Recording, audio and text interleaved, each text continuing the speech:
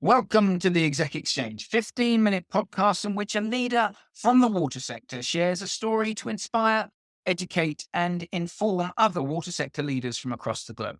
My name is Piers Clark, and today I'm with Mr. Oleksandr Syenkevych, the City Mayor of Mykolaiv.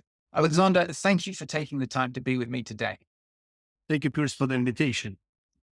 Now, I'd like to start by getting to know a little bit about your background. So can you tell me where you come from, what you did before you became mayor? I understand you started your own business. Is that correct? Yes, it is. I was born in 1982, and all my life I lived in the city of Mykolaiv, except the time when I got education in university in Kiev, in capital of Ukraine. By education, I'm a decision maker. So my main topic was IT, and I was a software developer. Then I created my company after the university, and it still works. Actually, it's U.S. Ukrainian company with the headquarters in Princeton. And then I decided to do my life better. I decided that I can live in the egg of happiness, and decided to go outside and create the more happiness for other people. I created my non-government organization, decided to do some public activities, and then I decided in 2015 to go for mayor. And you became mayor of about 20 cities. Is that right? Have I understood that correctly? Yes, right. 20 other candidates, and they decided also to go there, but I won in a second tour, one of the most well-known candidates from nowhere, let's say. And so you're a very experienced mayor. You've had almost 10 years of being mayor. And so before the conflict began, you'd already got a lot of experience of leading the city, correct? Yes, I was even impeached in my first term, and then I was split out of the years in 6 months because city council was really tough, and I was re-elected in 2020. Now I have a majority in my city council, and I can do much work, but unfortunately we have a war now. Okay, so now before we come to talk about the conflict, can you just tell me a bit about how many people live in the city of Mykolaiv? And where is Mykolaiv? For those who don't know, in the description of the whole of the Ukraine, we've all seen lots of maps of the Ukraine. Where would Mykolaiv be? So Mykolaiv is a half million city on the south of Ukraine. Actually, this is the second biggest port in Ukraine. We do about 40% of all bulk cargoes from Ukraine. The city of port, we are not on the seashore, but on the river that connects to the sea. And city now doesn't operate because of the occupied territories of the nearest region. We are unable to go out to the Black Sea.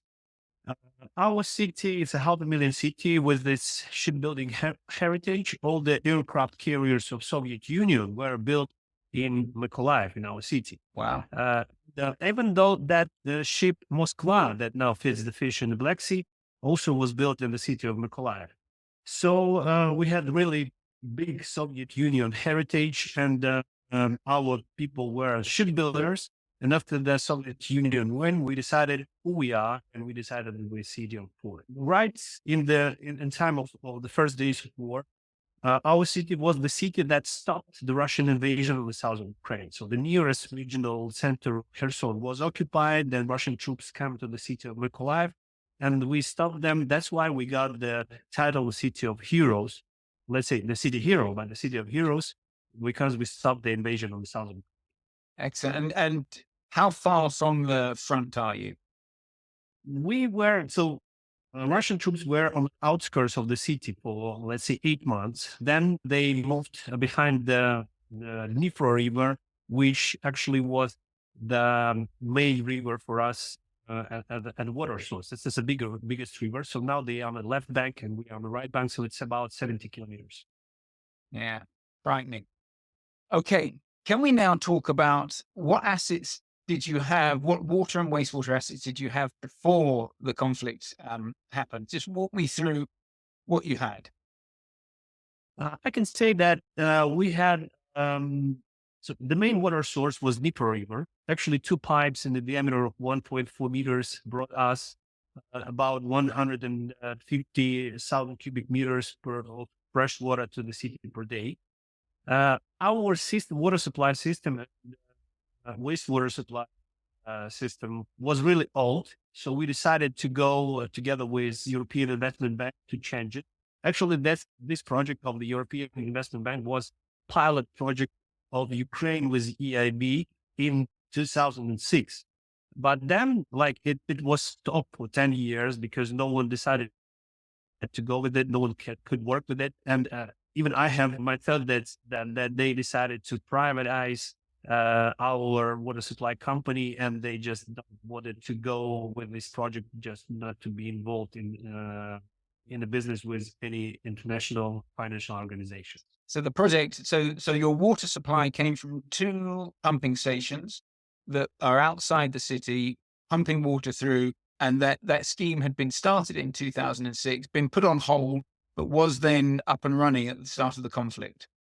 Yeah, the project was stopped in 2006, and 2016 we started the project of reconstruction of our wastewater treatment plant. And actually, we stopped it into 2022 because of the war. So you had a mix of pumping stations bringing you fresh water in, and a single wastewater treatment plant serving the city For the whole. for the whole city. Now tell me what's happened to those facilities during the conflict?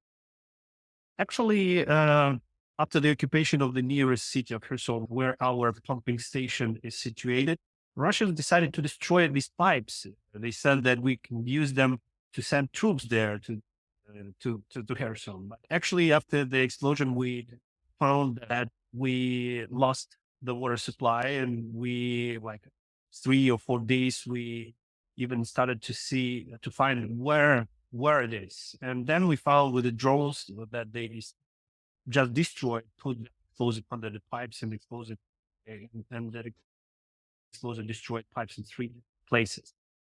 So just to be clear, there was a particular day when you woke up and found there was no water coming into the city because the trunk mains that were delivering water, just nothing was flowing. You did an investigation, discovered that it had been a deliberate act to blow up in 3 places the supply pipes coming into the city. Right. We found that the pressure is low, and then we called to those people who were on pumping stations. Even in occupations, they work there, and they told us everything is pumped. I mean, the water is pumped to the city, but just not making it out the other end. Okay. So it's in the middle. So we stopped pumping the water and found some small lakes around this pipe, and then we found that they destroyed the pipe. Okay. At the wastewater, so that's on the drinking water side. On the wastewater facility, what's happened there? And the wastewater facility, everything is good because it's on the outskirts of the city, so it was somehow damaged by the rocket attacks, but it still works and everything is good with it. So now I understand what you've had. I understand what's happened in there. I've now got this nightmare scenario trying to understand, what did you do? How did you keep the population of 500,000 people in supply of water, bearing in mind your key water source had disappeared overnight? So we were in a big mess. So first of all, we started to think how we will live without water at all. But looking to the future, I decided before that act of Russians to drill some boreholes around the city near the hospitals. Actually, our region is not well watered, and the water under the ground is really salty. So we understood that we can't leave people without water. Actually, the act happened in April 2022, and we knew that there is a summer in front of us, and there will be a very big problem with some, water drought. Yes, and we had probably the cholera in the previous times of Soviet Union in the 1990s. So we knew that we need to resolve this situation as soon as possible. So we made a decision to take the water from the river, which our city stays on, the south.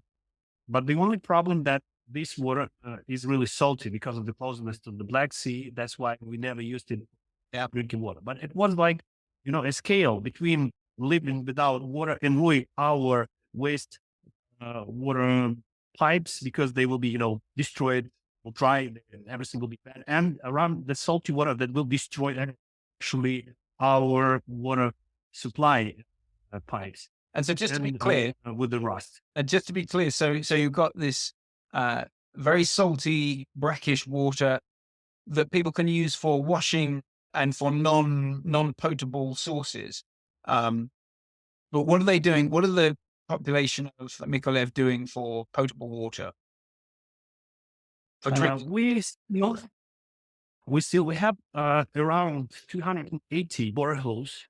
Actually, part of them is like about 80% of them boreholes, and part of them just system, osmosis cleaning system that we put on our water from the pipes.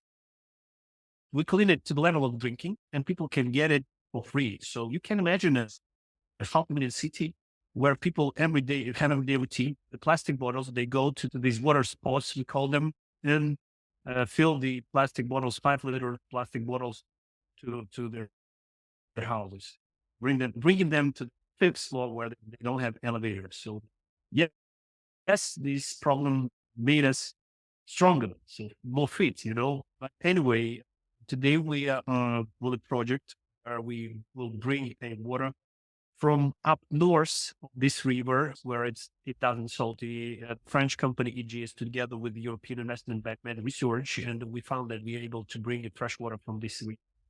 And we plan to do it in the nearest time. So we plan to start this project in the nearest days, and it will give us water in the autumn of the next year. Brilliant. I was the former asset director of Thames Water, and what you've just described is an absolute nightmare. I can imagine how the city suddenly deprived of its water resources. It sounds like you'd already started drilling some boreholes around the critical community centers like hospitals to give you some resilience, but you then needed to drill many more boreholes to ensure that you had a potable water supply. But to top that up, you're taking a brackish water from the river, but that is going to have a medium to long-term impact on your infrastructure because of the quality of that water is not good enough. Can you just talk me through the timelines of making these decisions? Because normally in a water utility, it takes quite a long time to get through the asset investment decisions signed off. You didn't have time. Something happened. You were making decisions within hours rather than months. We had no time. We had no time because it was a war and people wait. So it was like a week to make a decision to take water from the salty water from the river, a month to build a new pipe and pumping station to provide city with water to bring this water. So we pumped it in the city, then pumped it to the water treatment plant, and then from the water treatment plant back to the city with a different pipe. So it was like, so altogether it took about 2 months. While the time, I also forgot to tell you about the water that we pumped to the heating system, because it was clean. It was also cleaned by osmosis cleaning systems because we had no chance to ruin the heating system. So it was also the problem. But we had almost a year to prepare for the winter. Marvelous. That was the best. Oleksandr, we're coming to the end of our time. Can I ask you a cheeky question? Can I ask you, go back 20 years, and what advice would you give the young Oleksandr Syenkevych? Would you say, go for that mayoral post, or would you give some other advice to him? First of all, don't be afraid of anything. So anything that you can imagine can be done, and go forward, take a risk, then you will have a result. And all my life, I was kind of afraid, do I need to do it or not? But yes, today I could say to myself, go forward in any spheres of your life, either it relationship with your wife or city management. That is spectacular advice. Thank you very much, Oleksandr. We're thinking of you and we support you in any way we can. You have been listening to the Exec Exchange with Piers Clark. I've been talking to Oleksandr Syenkevych, the City Mayor of Mykolaiv. Please join us next time. Goodbye.